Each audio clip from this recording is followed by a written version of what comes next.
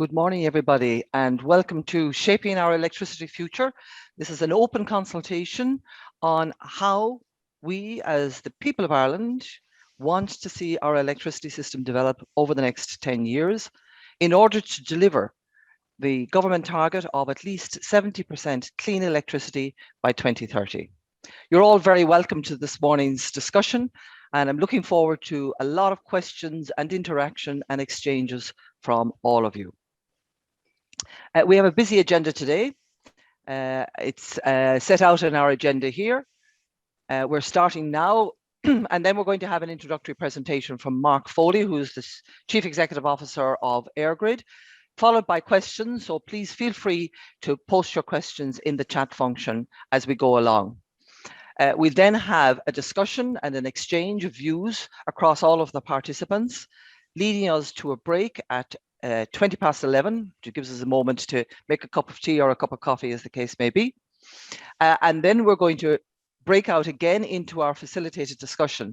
Just to explain, these facilitated discussions are breakout sessions into smaller groups where you have a real opportunity to exchange views with each other. And there will be a facilitator there with you to support the discussion, to record the general conclusions of your discussion, and indeed, if there are technical questions, to ensure that they are answered for you. Following the second breakout of the facilitated discussion, we will then reconvene at 10 past 12 to have a review of what we've seen, what we've heard, and what we've discussed, and indeed to raise any final questions. And we expect the discussion to finish then at 12:30 this morning. I suppose it's useful to ask ourselves, why are we here? We're here because climate action matters to all of us. But more importantly, who's here today? Because this is part of a very wide-ranging consultation that Airgrid are conducting across all of the island of Ireland in order to get the views of people as to what they feel is the right way forward for this challenge that we're facing. So today we have people from a range of civil society organisations from across Ireland, and it would be helpful when you post questions if you could just identify the organisation that you come from. I'm chairing the session today, and it is my pleasure, I have to say, to do so, and I'm looking forward to hearing your comments and your remarks. My current function is as chair of Ireland's Climate Change Advisory Council, and I explain a little bit what we do in a moment. Airgrid is here, of course, firstly to present their plans for the project, but mainly to listen to your feedback and to answer your questions. So any questions that you have in your mind, don't hesitate to raise them. And we also have Traversing Quality Matters. This is an independent research and engagement organisation providing the technical support. They'll also provide the breakout group facilitation and note taking. How will the forums actually work then? They will work in the following way, and I think, yes, exactly. So firstly, please use the chat function for comments and questions. You know, when this pandemic started, we didn't really know what these expressions meant, but I think at this stage, perhaps unfortunately, we're all very familiar with it. So please don't hesitate to use that and pose questions at any stage during the session this morning. If you have a technical problem, please send us in a message so that we can sort it out as well. Don't worry if, you know, the inevitable happens that, you know, the kids start screaming or the dogs start barking or whatever. That's life, you know, it's part and parcel of the way we live. So we'll try and manage that as best we can. And indeed, if you are using a virtual background, please leave it on rather than turning your camera off. Another small piece of advice, please, is to mute your microphone unless you're actually speaking. This prevents a kind of a hiss sometimes coming through in the audio coming from other speakers. I think it's important to note that this session is being recorded mainly for note-taking and analysis. So it's important that you are aware that the whole event this morning is going to be recorded. And on the assumption that everybody's feeling comfortable and has a cup of tea and is ready to go, we can start our discussion. But just before we start, I'd just like to make a few general remarks, if I may. Firstly, this is a consultation. It's an open consultation. And it's very important that we have the opportunity, and the opportunity is provided for everybody to actually exchange their views, raise their questions, have the questions answered, and express their preferences. And we will have this in the course of our discussion today. But more importantly than that, it's very important as we go forward in the energy transition in Ireland that we all have an opportunity to ask questions, express our views, state what our preferences are, and ultimately participate in an active way in this general transition. And this process of engagement and dialogue is an essential part of that. I mentioned earlier that I'm the chair of the Climate Action Advisory Council. This is a body, it's an independent body that has been set up with the task of identifying the carbon budgets for Ireland for the decade 2021 to 25 and then 2026 to 2030, with a provisional budget from 2031 to 2035. And you might ask, why are we doing that? Well, I think it's fair to say that we all agree that by 2050, we need to have a climate neutral economy and society. Everybody, well, pretty much everybody agrees to that, but it's a very long distance objective. So the idea of having carbon budgets in 5-year blocks is to bring that objective a little closer to our daily activities and to make it more real to the actions that we take, to the policies that government bring in, and to the results that we produce. So that's why we're going to bring forward these 5-year budgets in the course of the next couple of months that will set us milestones on our journey going to 2050. And ultimately, this is how we hope that Ireland will deliver on the commitments it has made. Obviously, we have signed up to the Paris Agreement. We are a member of the European Union and ultimately the Green Deal there. But above and beyond both of those, this is about ensuring that we have a society in Ireland that is sustainable, that is socially just, and that is a biodiverse and clean society, the air that we breathe, the water that we drink, that it is of the highest standards and allows us to live in the kind of environment that we wish to live in and that indeed we ultimately deserve. So I'm looking forward to your discussions today. I won't go on any longer, but we'll just take the opportunity to introduce Mark Foley, who is the Chief Executive of Airgrid.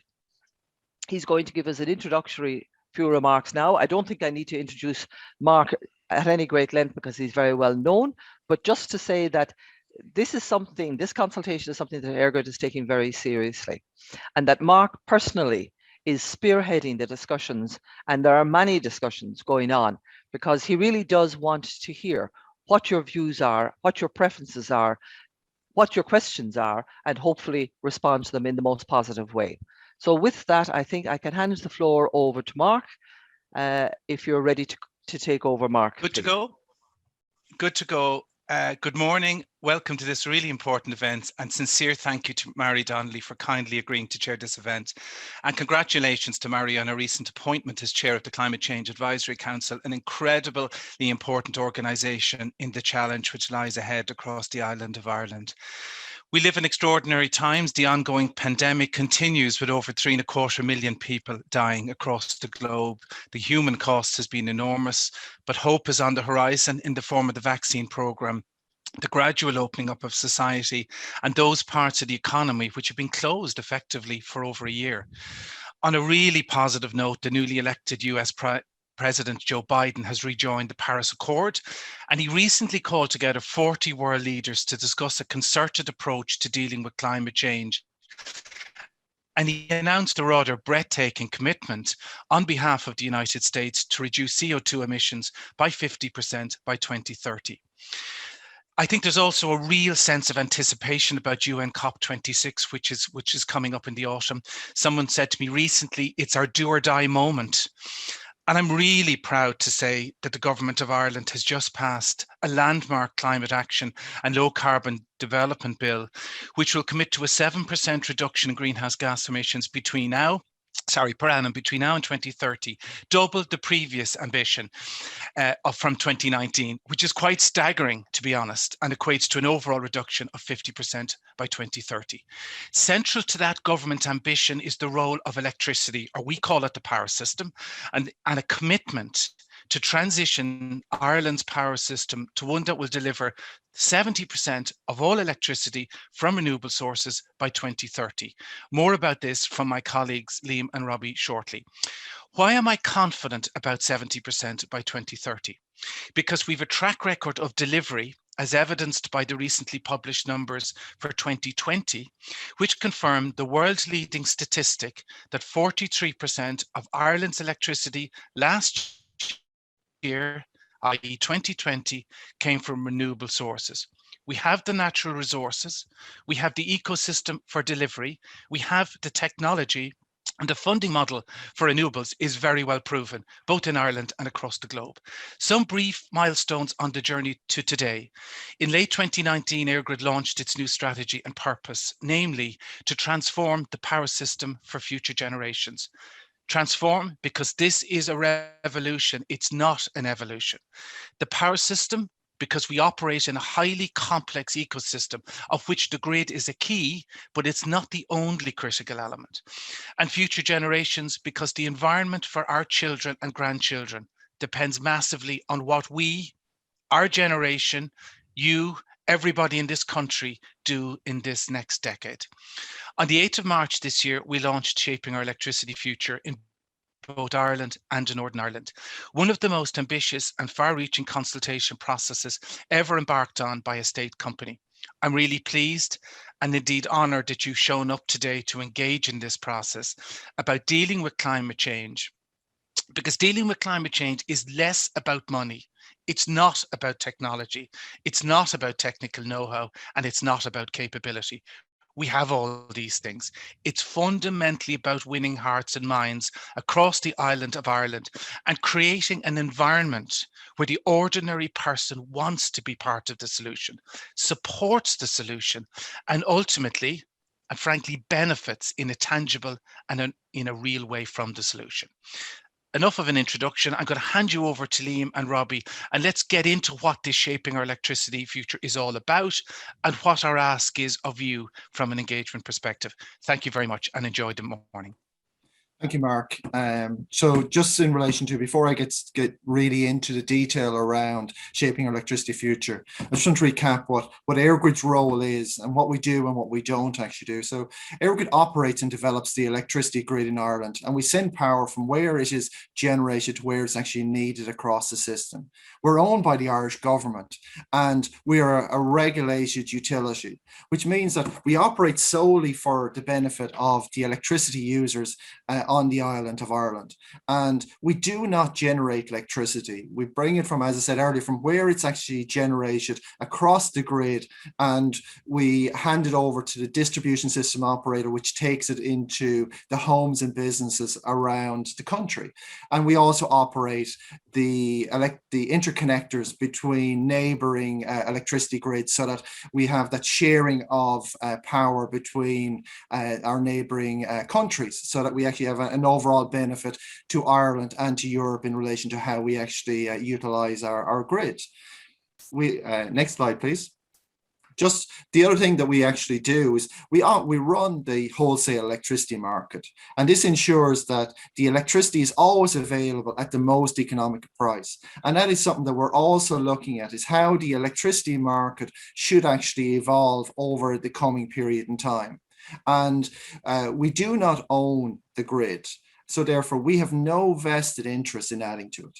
And what we're always trying to do here, and that's the reason why we're having these consultations, is to get the best solution for Ireland to meet the 70% renewables target and integrate the renewables that we need to meet the growing demand that we have on the island of Ireland. So therefore, when we look at upgrading or adding to the system, we're really doing that to meet the government policies, also to connect new customers onto the transmission grid, and also to ensure that our grid remains secure, reliable, and meeting the needs of society now and into the future, so that we're really positioned in the most sustainable way that we possibly can to meet those specific needs. And the reason why we're actually doing this, next slide please, is we're really looking at this from it's an ask from the government, and the government has asked us to prepare the grid. So at least 70% of Ireland's electricity comes from renewable sources by 2030. And Airgrid is stepping up to that, and we know that we want to hear the voices. We cannot do this on our own. And as Mark said earlier, it's really about winning the hearts and minds of the communities that we will need to build the infrastructure. Where possible, we will utilize the existing grid as much as we possibly can, but there will be some situations where we will need to build new grid. So we're addressing this challenge through three pillars. So the first pillar is the grid, and we're looking at how the lines and cables and stations need to be evolved over the next period in time. We're also looking at it from the market, so how the market needs to change and evolve so that this is there's an investment signal for people to invest in the market, but also that that price is affordable for communities into the future and for businesses. And then we're also looking at how we change the operation of the power system. And with the challenge that's actually ahead of us, we will need to move the operation of the power system from currently like where 70% of the instantaneous electricity is coming from renewable sources up to 95%. And that will give us the 70% on average electricity that we will need on the actual system. But we cannot do this on our own. If it goes to the next slide, please. So we cannot do this on our own, and partnership is going to be really critical for how we achieve the targets into the future. And we will need to be more flexible in how we actually innovate across the electricity sector, bringing on new technology, smarter ways of operating the power system, as I actually said. But also then we will need to work very closely with society and make sure that we're delivering the solutions that are appropriate for society as we move forward. And some of the approaches, or all of the approaches, will depend on the actions of key stakeholders like yourself on the call today. So it's really important that we hear your views around those. And as we actually move forward, all these approaches will require some consent in relation to the developing the grid, and we want to actually make sure that we have your support in relation to how we actually move forward. If I could move to the next slide, please. So how does the grid actually work? So the electricity grid, on the left-hand side of the slide in front of you, you will actually see the generator. So we actually have, historically, we would have actually had a lot of conventional generators, which would be run on fossil fuel. And over the recent period in time, over the last 15 years, we've moved from a small number of large generators to a large number of distribution generators around the system. And those generators bid into the market to make sure that they can either be on the grid to deliver the power onto the system. And then we actually have the transmission system. And our job, as I said earlier, is to make sure there's enough electricity on the system and that's actually operated in the most secure and reliable fashion, and that energy is transported around the system as effectively and efficiently as it can. And then that power is supplied to the large energy users or handed over to the distribution system. And then the distribution system takes it and delivers that energy down to homes and businesses across the country. And as the consumers of electricity, we have choices to make, which is how we actually consume that electricity, how efficient we are around the electricity utilization, and then also as a society, we've become very used to having a very reliable, secure system, and probably one of the most reliable electricity systems in the world, and we intend to keep it that way, both for now and into the future. So if we can move to the next slide, please. So why is the electricity a solution for climate change? So when we actually look at the generators, which I actually talked about on the left-hand side, historically, they were burning fossil fuels. but now we're moving towards a more cleaner type of renewable source, which is both solar and wind mainly on the system. But we also have biofuels and other types of technologies which are very much part of the solution around how we move forward.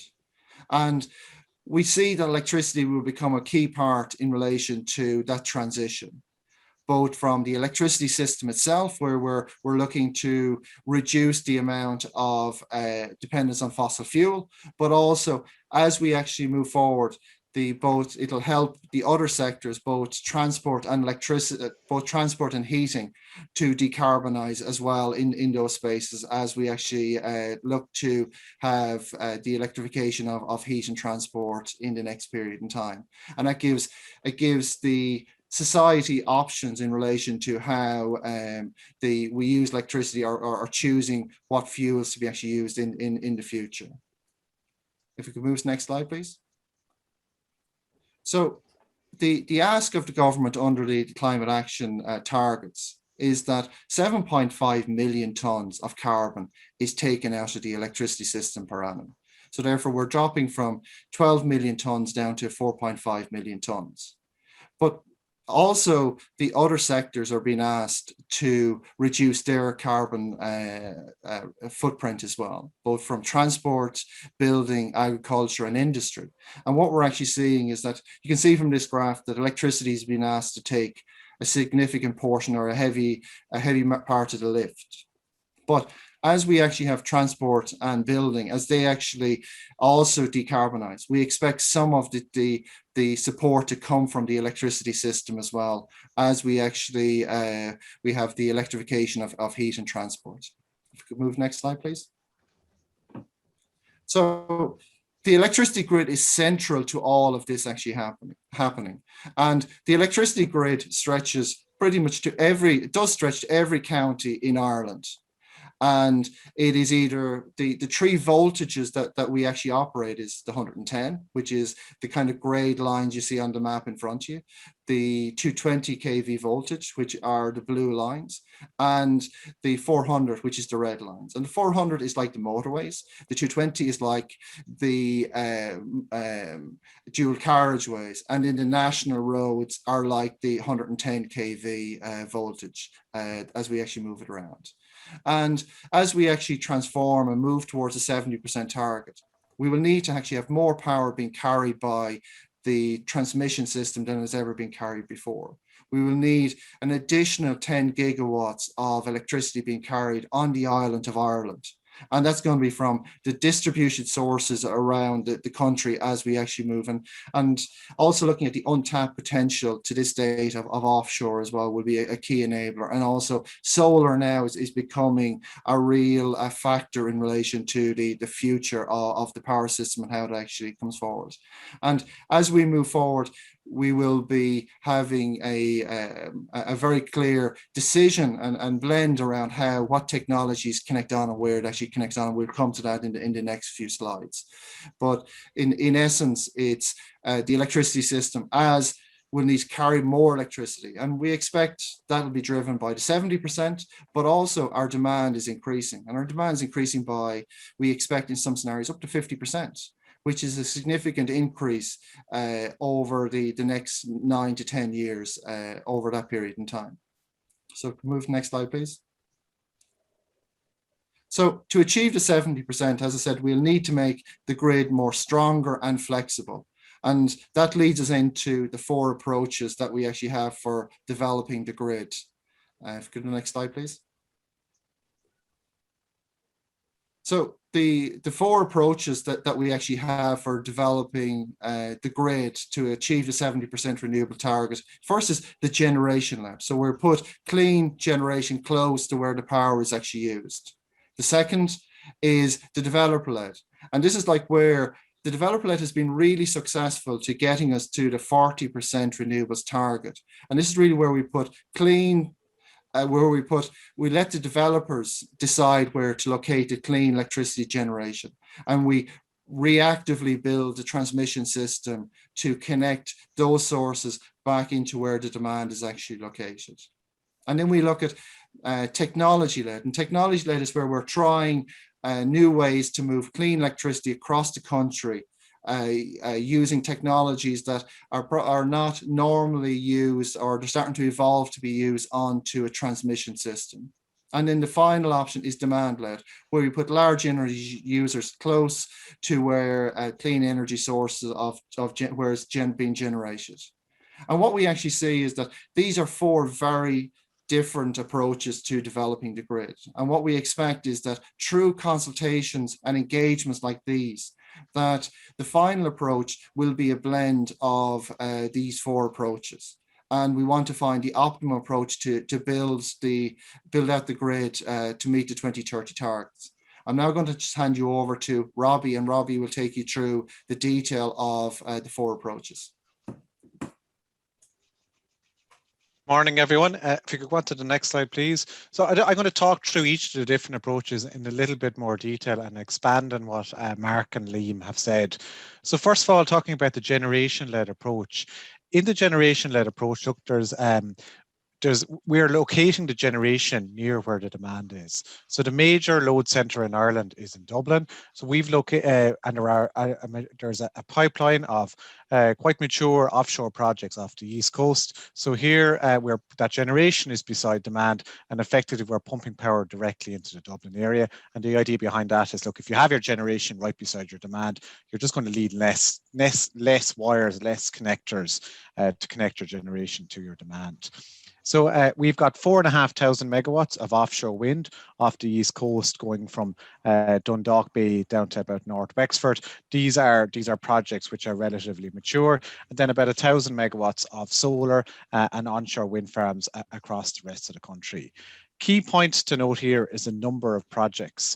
So for 38 projects. So to deliver this particular approach, we would need to do 38 projects on the electricity grid. And we've carried out a deliverability assessment and looked at, okay, what is a credible amount of projects that we can deliver in a decade on top of what we've already got planned, whilst at the same time balancing that with continuing to operate the system in a safe, secure and reliable manner. And it is very important, that balance. So we believe about 35 to 45 projects is a really good rule of thumb for that. And the reason there is a range is because, look, not all projects are equal. It depends on what the ultimate answer is, but it certainly really gives a strong sense of the deliverability of a particular electricity grid. So here we would need about 38 projects on the electricity grid. It falls within a 35 to 45 range, and look, we believe that's highly likely to succeed in the context that we can get the electricity grid in place for this particular approach. The next slide, please. So the next slide shows the developer-led approach, and this is effectively the tried and trusted approach. This is the approach that has got us to where we are today, and as Liam and Mark said, where we have about 43% of our electricity coming from renewable sources last year. And that's effectively where developers say where they want to locate, and then we build the grid out to them so that they can move the power so that we can then move the power to where consumers need it. You can see here in this particular scenario, if I could say that the first approach was offshore heavy, and the second approach, it's an onshore heavy approach. So we've got 4,000 megawatts of onshore wind, a lot of it up in the west and northwest, about 2 gigawatts of solar, kind of a lot of it along the south and east, and then offshore wind, about 2,000 megawatts of offshore wind, again off the east coast of Ireland. You can see here, I spoke about 35 to 45 projects.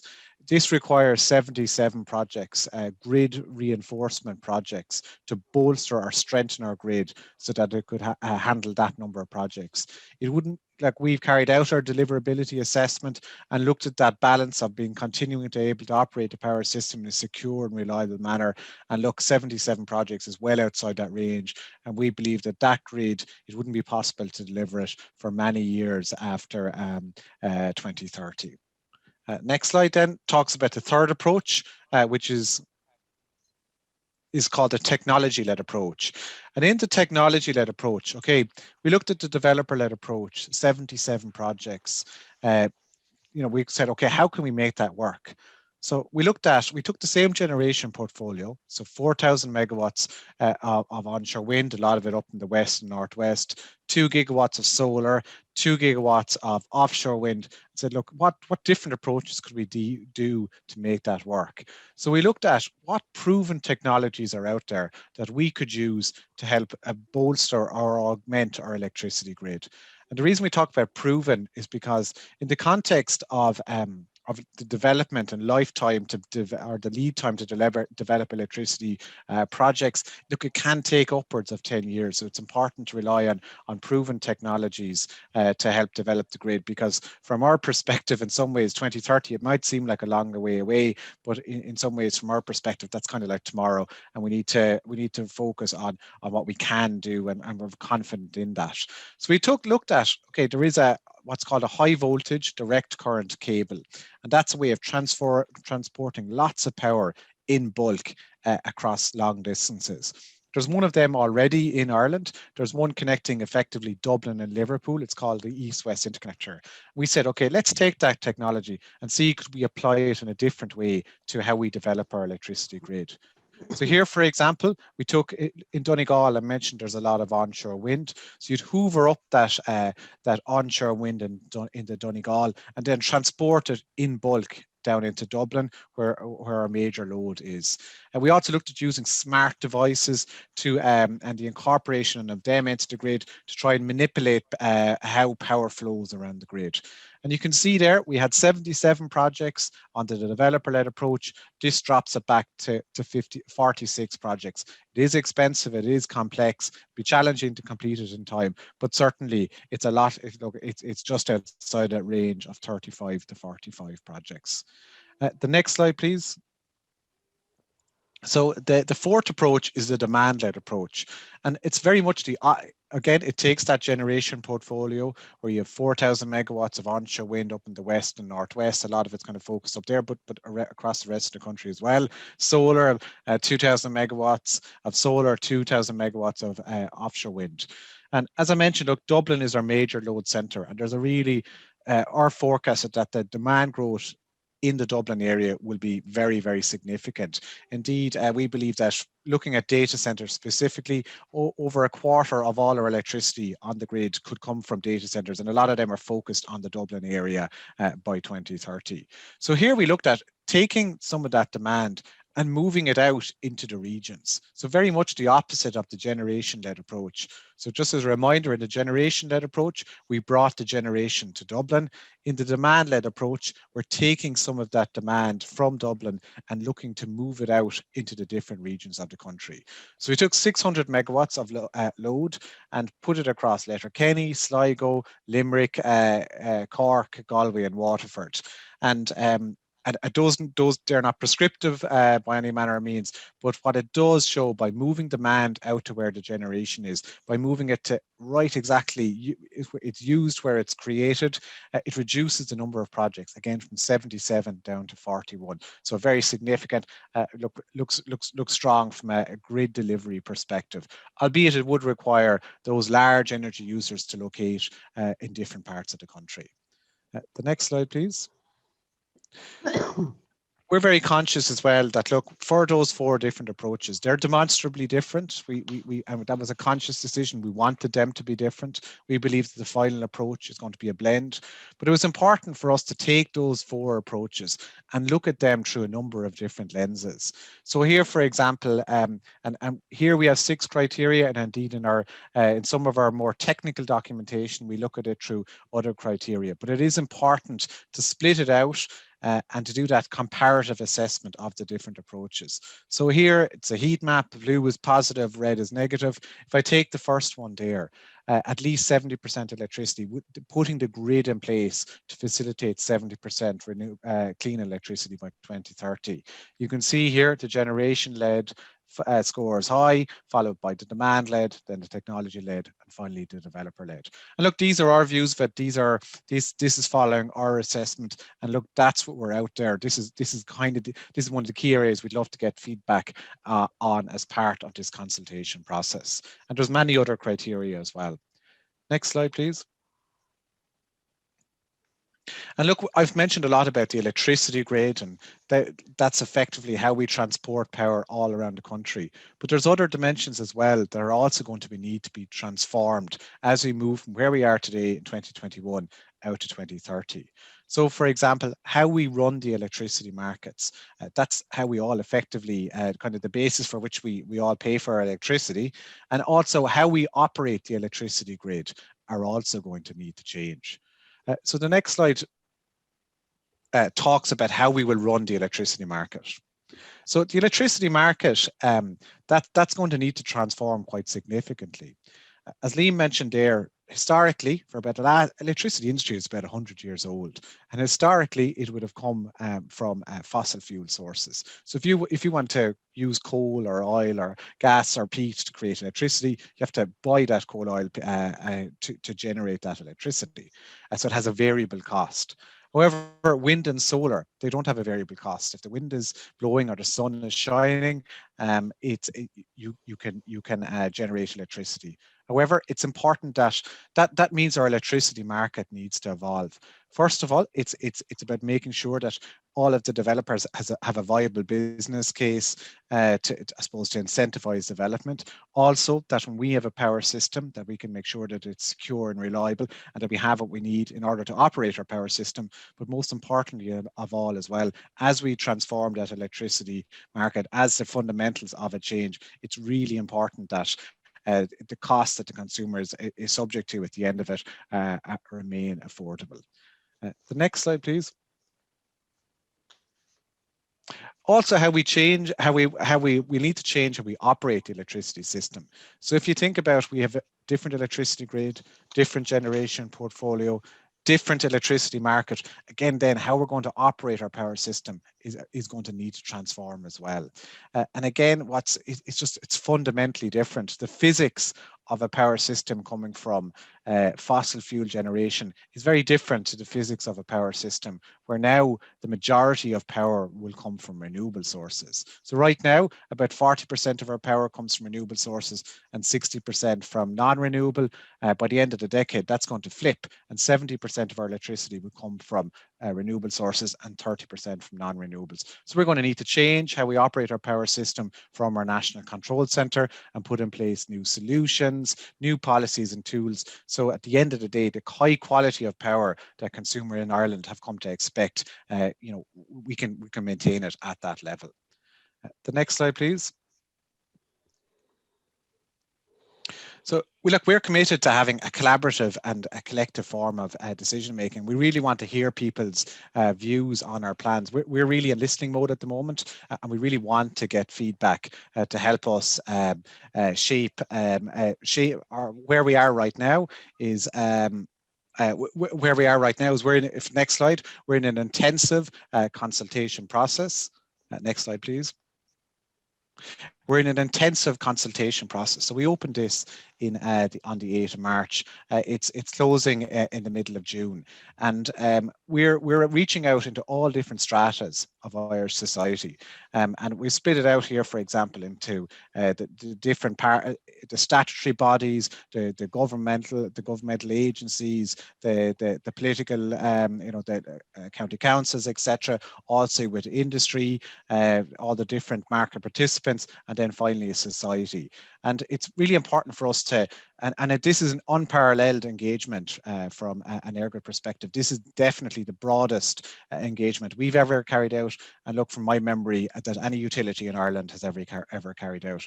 We're really reaching out into Irish society to make sure that we get a chance to hear different voices on how our power system should evolve over the next decade.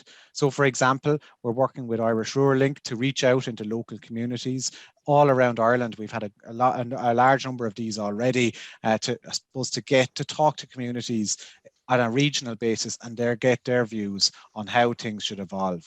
We had a really good workshop there about 2 weeks ago. It was an excellent workshop with the National Youth Council of Ireland, where we're all very aware of Greta Thunberg and that global icon for the climate change question. It was really important to us that we reached out and spoke to the young people of Ireland as well to make sure that their perspective was brought to bear.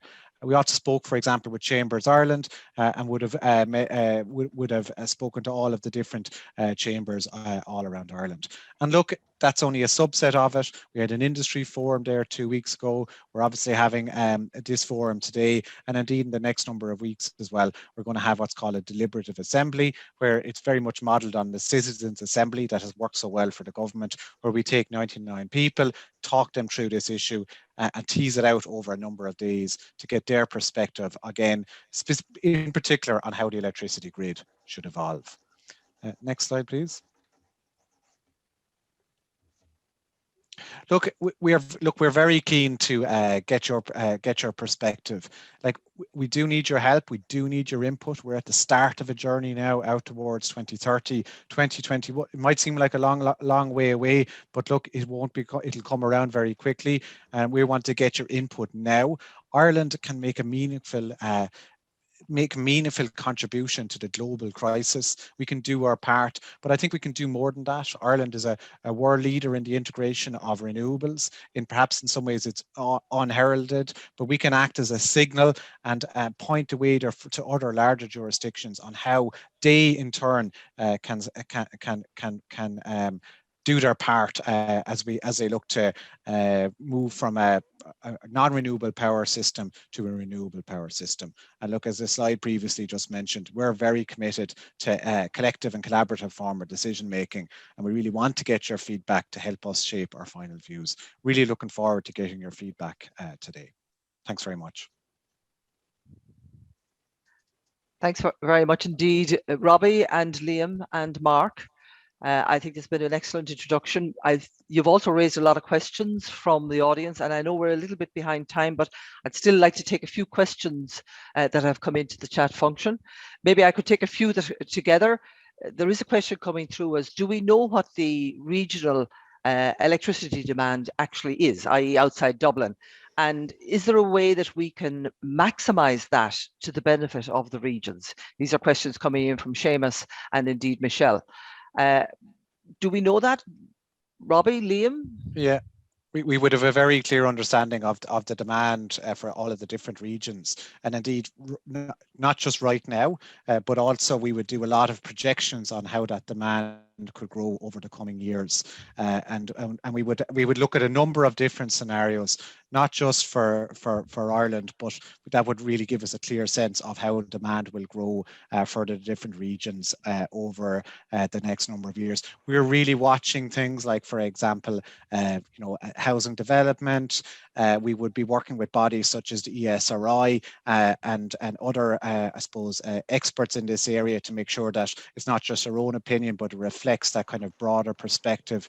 We're looking at the electrification of transport and heat as well, and obviously the large energy user growth as well. So we would have a very clear understanding of demand growth in the regions. And look, as we said there in one of the options, we look at the impact of moving demand around the country as well. And look, we're very keen to get feedback on that as part of this.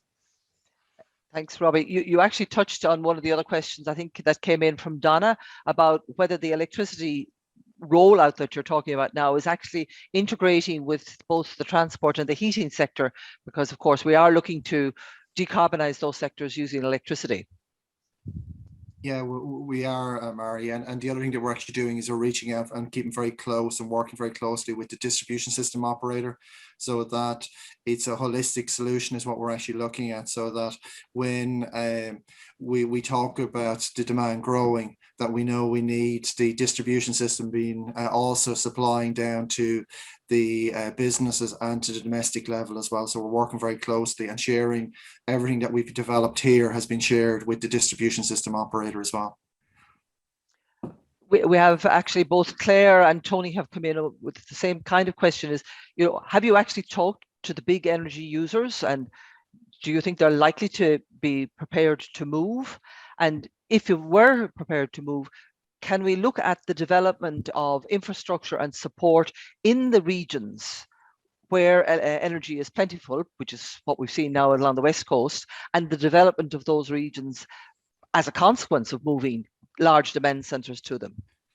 So we have been talking to some of the large energy users, and some of them are have indicated that they're also looking at outside of Dublin for potential growth, and we know but it very much was going to be a key challenge is how the other services evolve to support large energy users moving outside of the Dublin region. And how it actually evolves over the next period in time is going to be really important. But I think also they do bring other benefits, which we're all seeing here at the moment. If you look at, we're all working remotely, and I think without some of the large energy users, this would be more difficult for us to actually be able to have the conversations that we're having today. But it's really trying to find that right balance around how they locate and where they will locate, and working with them to try and find these solutions. And this is why we're out having these engagements. An earlier question was, of the 4 options that you're talking about here, will that facilitate the connection of community generated power into the grid?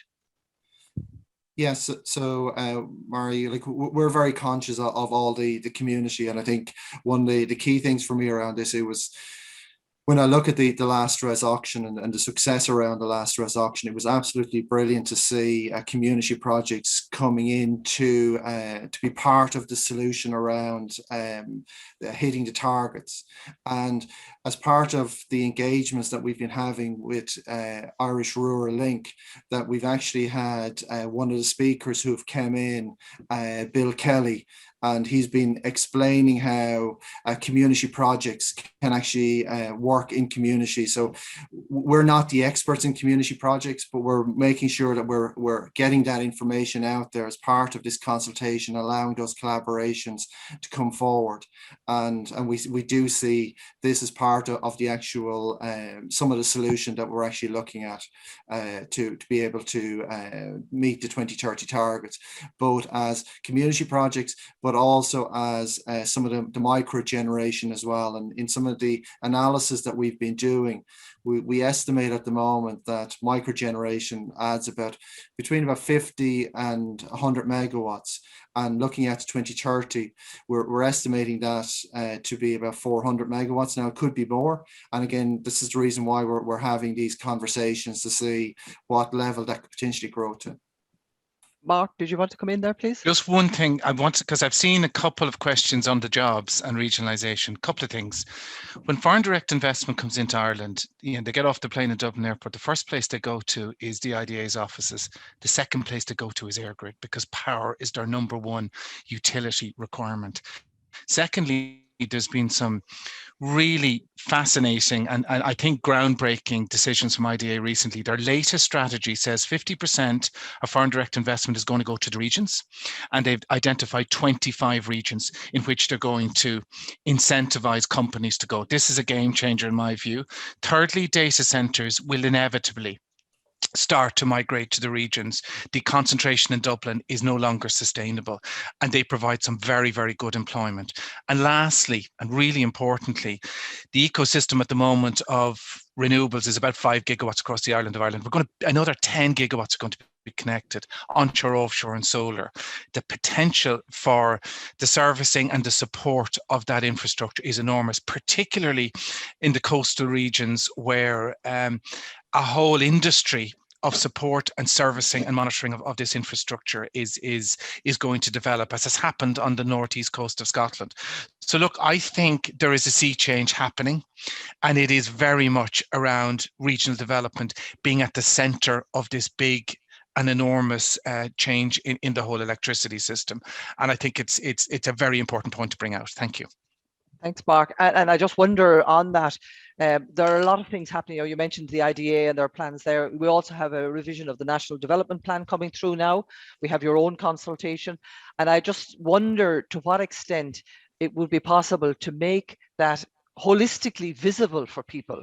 Because you know yourself, when there's government documents and they're 50 or 60 pages long, it's a bit difficult to go through them, but to just bring that vision together in a very visual sense so that people can understand what the thought process is that's going on in terms of changing the structure in Ireland, and then obviously to have their views expressed on that. That's clearly an issue.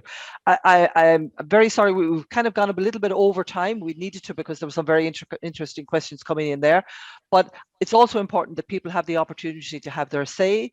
So I'm going to propose that we now break up into our respective groups. Technically, you will be divided into groups of about 7 or 8 in each group. There will be a facilitator in each group who will take notes and ensure that your questions are answered as well. We'll take a break into the groups now for, let's say, until about 20 past 11, followed by maybe a 10-minute break, back into the groups then at 11:30 until about 12:15. And that would allow us then to come back into plenary session to hear the comments of the groups, to take note of their remarks, and to have any further questions that might come up. So I'll ask the technical colleagues to break everybody into the groups so that people can start their dialogue and exchanges. I think what you need to do is, okay. Thanks very much indeed, folks. I hope everybody's managed to find their way back from the breakout sessions into the main session. We have a few minutes left now where we can hear a very brief summary of the discussions and conclusions of each of the groups. So I'm going to hand over straight away to the facilitators to give us that debriefing. Can I go to breakout group number 1, please?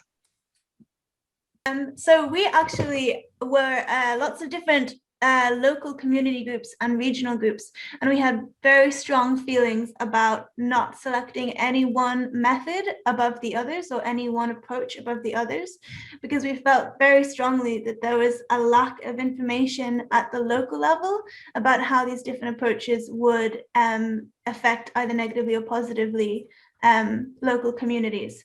So we didn't have a resounding answer on one of the approaches, and we were very clear about that. Some other points we had were there really needs to be more of a regionalized perspective. More consultation at a finer scale with local communities about what kinds of developments they're willing to have in the area, and what other resources and supports are required for large-scale renewable energy technology in the area. And also we had a point of microgeneration. Lots of community-led energy projects need to be affordably connected to the grid and need to be made a lot more accessible. And I know that's a level below gigawatts of energy, but it was something that we felt very strongly about. Thank you very much indeed, Jessie. Could I ask group 2, please, to give us your votes? Robert, please.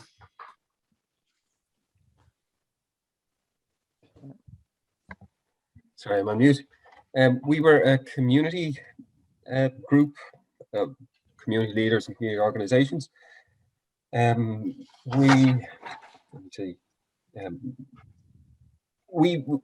We favored a blended or a mixed approach as best we possibly could, with generation-led being probably the most strongly favored, but there was a pepper potting between the other 3 approaches. There was caveats that people brought up, particularly around microgeneration and the need to facilitate microgeneration and have projects that are community-led that can feed into the grid. There's also, as Jessie mentioned, seemed to be a lack of information, I suppose, within the group of things like how Airgrid and the ESB are going to work together, or where Airgrid ends and ESB begins, into how the physical infrastructure and the likes is going to be put in. There was concerns about overhead wires marching across the country, and there would be a preference for undergrounding where that is possible. And ideally, like as far as microgeneration goes, if we could have community-led approaches on projects and information on how a community could, I suppose, develop a project, like I assume it would be a multi-agency endeavor, that'd be great. Thank you very much indeed, Robert. That's excellent. Can we move to group 3, please? Emma, please. Yeah, that's me. Can you see and hear me? Yes. Yes. Hi, great. So thanks everybody. I'm representing group 3, and we're also a group of representatives from community, community sector, and indeed rural Ireland. So we'd certainly reflect a lot of what Rob and Jessie have said. One of the big takeaways was that from the group is that community benefit wasn't evident, and also that there needs to be clearer definition of the approaches for the process to be, fully considered. So they were the big takeaways from the group this morning, and certainly we could have gone on to discuss this further if they were very engaged, and I thank them for that. Thank you very much indeed, Emma. Can we go to group 4, please? Nancy. Yeah, that's me. So yeah, our group was made up of, we were mixed. So we had some academics, NGOs, and some local group representatives. And basically, we had a really good discussion. And the group were very much more leaning towards the demand-led approach, with a little bit from the generation-led. But we had a lot of discussion on, again, how to get the community engagement to a much higher level, and especially in terms of trying to get the community generation of energy in the picture. And basically, we touched a little bit off the possibility of hydrogen, and what the benefits and costs would also be of basically trying to facilitate a lot of the community generation and keep it in the picture, especially for the longer term picture, that 10 years was the immediate future, but that we should really be thinking about 20, 30 years down the line. Yeah, that's us. Thank you. Thanks very much indeed, Nancy. That's great. Can I go to group 5, please? Caroline, that's your group, please. Fabulous. So our group had a very strong connection to the theme, and this came from the variety of professional, representative, and academic roles.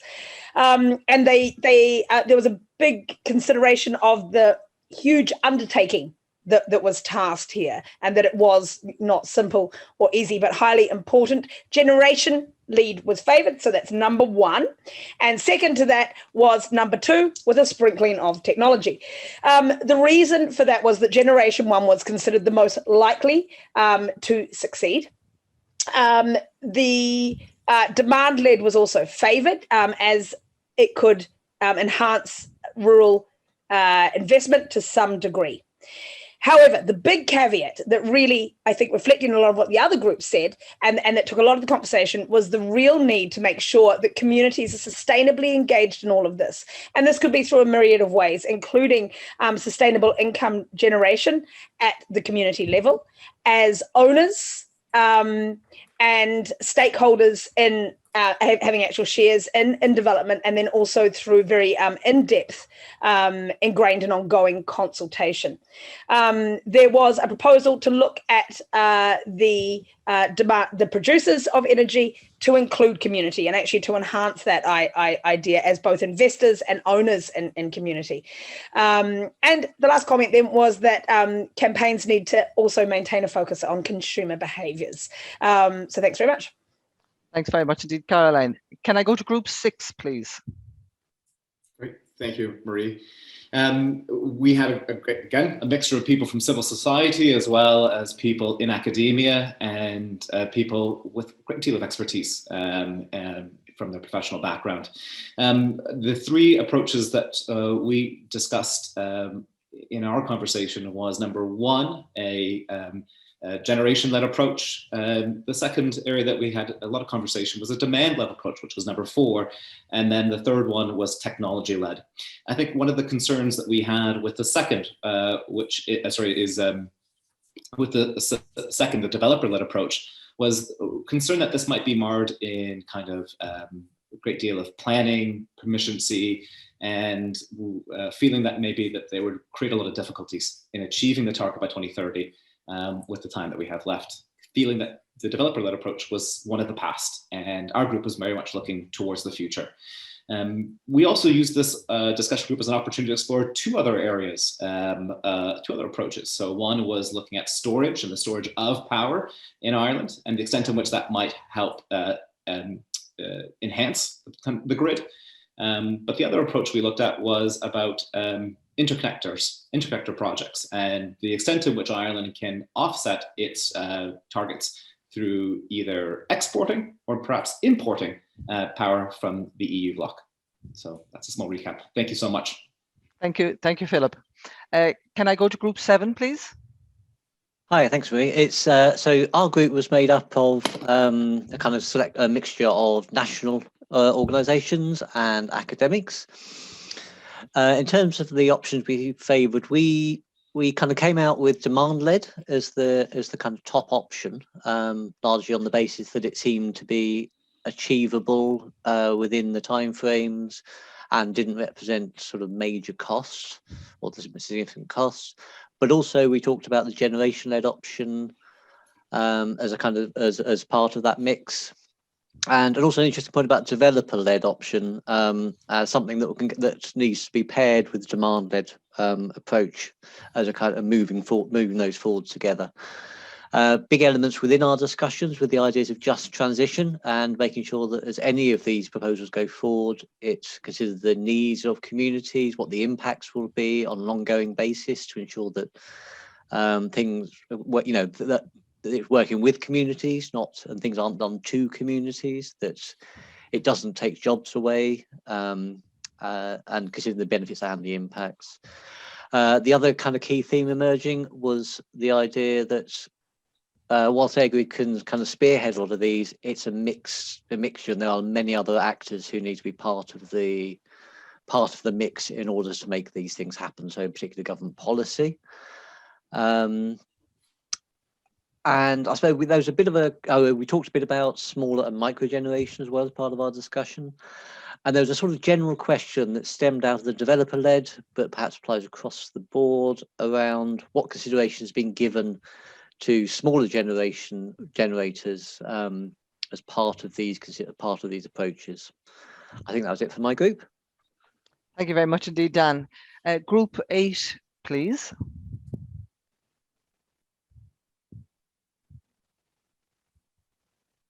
That's Yvonne, please. Thanks, guys. Lots of the points that we discussed have been covered already, but we had a lovely mix in our group in terms of representatives from civil society and community groups. Again, community being really central to this whole decision-making process was really, really a theme that came out very strongly. Also, the importance of really just highlighting in the indicator piece or in the scoring piece the role or the benefits to communities in terms of these 4 approaches. So it was the demand-led approach that came out on top in our group, followed by generation, and technology came in last. Interestingly, the developer-led approach was not chosen by anybody. So that is essentially, they were the points. Again, most points that were raised by the other groups were mentioned. Great, thank you very much indeed, Yvonne. And last but by no means least, group 9, please. Thank you very much. I'll be very quick because I think most of these points have been covered off in other groups. There was a slight preference in our group for the generation-led approach, but not sort of overwhelmingly so. A real interest in the community engagement piece and talk around sort of social acceptance, what that means going forward, and that again focus on microgeneration and making sure there's opportunities for smaller communities to get connected to the grid. Focus on interconnection, and because of the amount of wind produced in Ireland, and I think one of the real clear themes was a concern about ensuring that transmission infrastructure is still fit for purpose beyond 2030. So thinking about the future beyond that. Thank you very much. Thank you very much indeed, Michael. Well, I think it's fair to say that that's a really wide-ranging coverage of the issues that were raised today, above and beyond just the 4 options, because clearly I think it's fair to say that whilst one or other might have had some preference, I don't think any one was uniquely chosen, and ultimately I suppose it'll be a bit of everything with a few other elements thrown in, not least of which is the necessity to involve communities, ensure that they are supported to be part of this process and that they can have the benefit within their communities of the outcome of this exercise. We're a tiny bit up against it again, in terms of time. I would remind you that the consultation is open. If there are specific issues that you want to have addressed and that weren't addressed today, please feel free to contact Airgrid directly on it. We will have a poll with an email message, email address there that you can address. We also have a participants feedback poll, and I would ask you please to take a few moments to complete that before you leave. But before we finished, I wonder, could I just ask Sinead Dooley, who is the head of public engagement with Airgrid, just to give us a few closing remarks. Can I hand over to you, please, Sinead? Lovely, thank you, Mary. And I have the graveyard shift, so I'm very conscious of people's time and a few had to drop off at 12:30. So those that know me, brevity is not my strong point, but I'll make a special exception today. But just to, first of all, thank you, Mary, an expert chair and handled it extremely well, as we would all expect of you. So it was great to have you today and to thank you for your time, not just in today's event, but also in the preparation of the event. And I suppose everybody knows Mary has been a beacon of light in actively supporting Ireland's energy transition across a range of professional and voluntary roles. And it is superb to have somebody like her in the Climate Change Advisory Council in the driving seat at such a critical juncture for the country. And we wish you well in that, Mary, as well. And indeed, your successor in REI, Dr. Tanya Harrington, she was on board and registered with us today as well. A big pair of shoes to fill, but I'm sure she will. And again, somebody who has the just transition at the heart, and we wish her well in her role as well. Briefly thank my own public engagement and PR teams as well for all of the work behind the scenes in doing today's event. Lads, we would love to be in Dublin Castle doing what we all do best, networking and working with you and meeting you in person, but we'll have other days there as well. It's just to thank the team, our presenters, our chief executive, Mark Foley, Liam and Robbie as well, who have been absolutely to the forefront in this whole consultation process, and their support to our team as well, and the rollout of it really has been helpful. Our facilitators in Traverse and Quality Matters, I hope you enjoyed the breakout rooms and the trump cards. It was the name itself. I was a little bit dubious at the outset, but I'm hoping they worked and you enjoyed the interactive engagement in the breakouts and feel that you got an opportunity to have your point, which is what today is all about. But most importantly, very briefly, I really want to thank you, the participants who have registered in great numbers today. We reached out to old contacts, old colleagues and new friends. It's not the first and it won't be the last time we'll be engaging with you in Airgrids. Some of you are old friends and colleagues of ours. You've challenged our thinking over the years and we want you to continue to do that as well. Some of you, it's your first time today who have responded to, I suppose, a cold call from my team in terms of inviting you to partake in this.